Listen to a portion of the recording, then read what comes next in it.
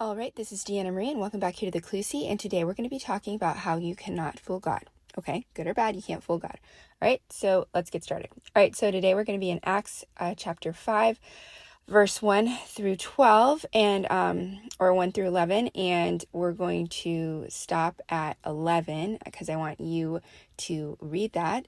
Open up your Bibles and go to Acts 5:11 and let God speak to you. Okay, so in this part of the Bible, what I'm going to be talking about is how you can't fool God. Like if you are loyal, you want to serve him, you want to have a good heart and treat people correctly, then, God sees that. Just like if you have a mean, evil, wicked heart and that's who you are, in your heart, you don't want to change it, God can see that too. So you can't fool him because he sees all and he knows all, right?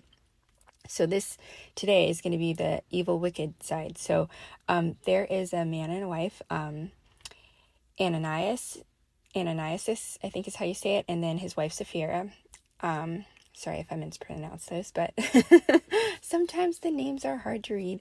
Okay, so everybody in this stage of the game, Jesus has, died, come back to life. He's in heaven, and the church is being built, and everybody who's starting the church decides that they're all going to sell all of their belongings and start the church set up, right?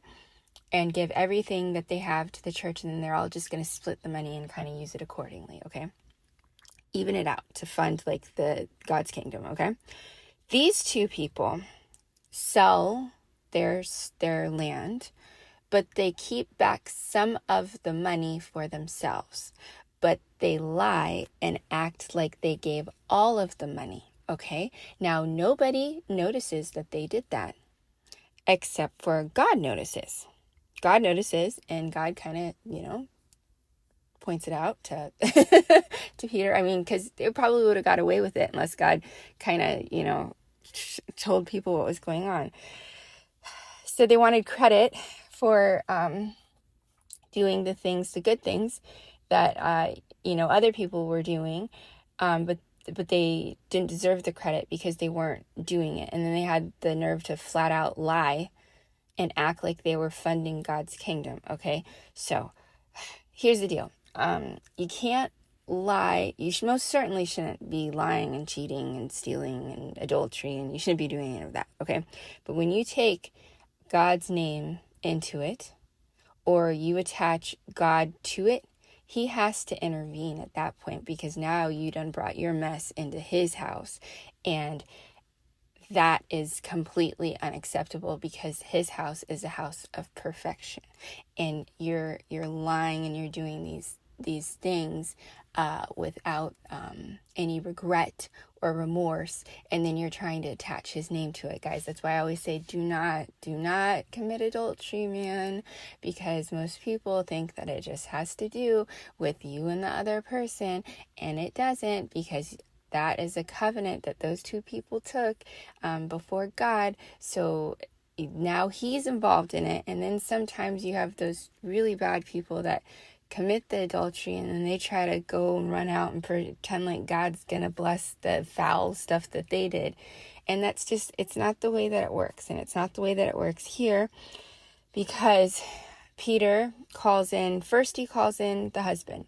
Because who does God want to call in first when he's talking to Adam and Eve after they ate the fruit?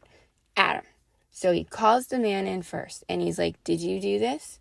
And at first, he doesn't really say anything, but then he ends up, kind of like his sin makes him, like, God just shuts it down. He drops dead right there as soon as, everything's like kind of confessed and it's gotten out of him that he was, hiding back money from the church and then trying to pretend that he wasn't doing it. And then next the woman gets called in, and then she has her same exact punishment, but God calls them in separately. Because when you face God, you're not going to go with your friends, your family. You're not going to have, if you're doing the shady stuff and you, committed adultery or whatever you did, like, you don't get to bring the person in with you that committed the adultery with you. You're going to face God face to face and talk to him about what you did. You're going to have to explain to him why you did it. You can't even like get out of it because he's going to know everything. Like, oh, well, if you're sorry, you say you're sorry, but then you did this, this, and this. There's just no point. You can't fool God. And that's like the whole point. So like some of you think like, oh, your enemies got away with this, or some people stole money from you and now you're struggling on the side. God sees it all. He knows all that. Nobody's fooling anybody. Nobody's getting away with anything on this planet. Not at all. I bet these two thought that they were getting away with it when they put the money away and then they hid a little bit of it, right? They got credit for it and they thought, man, this is pretty good. We just got away with this.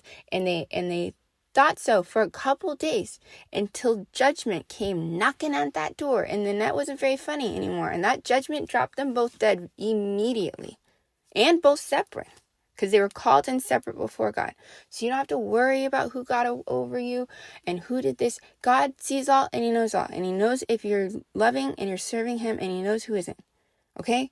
So just read that and then just let God talk to you, okay? So anyways, hope you guys enjoyed it today. Like, share, subscribe, and comment as always, and I will see you guys back here next time.